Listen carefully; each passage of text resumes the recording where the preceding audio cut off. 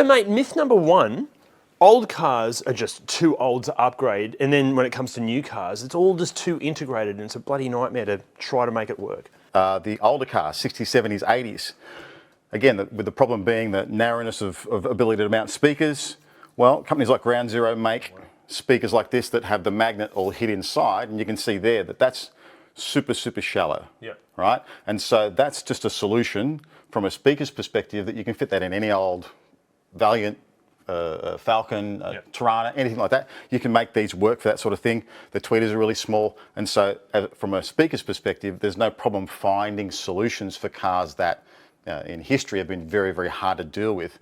For those cars also, they tend to be a single DIN, that sort of rectangular single DIN aperture. There's no double DIN. Now, if you want to add CarPlay, your solution is going to be a floating screen if your dash suits that. So obviously, with the floating screen, it's a single DIN, what we call a single DIN mounting chassis, just like your old CD players and stuff like that.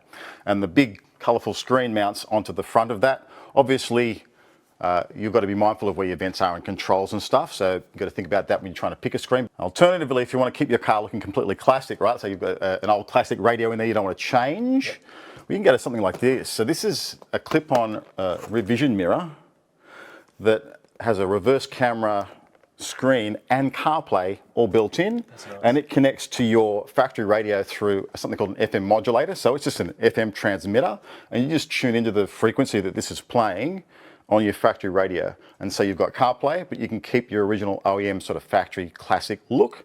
And this has got wireless Apple CarPlay and Android Auto. So there's no connection between this and your phone. And that's a really simple, easy solution for many cars.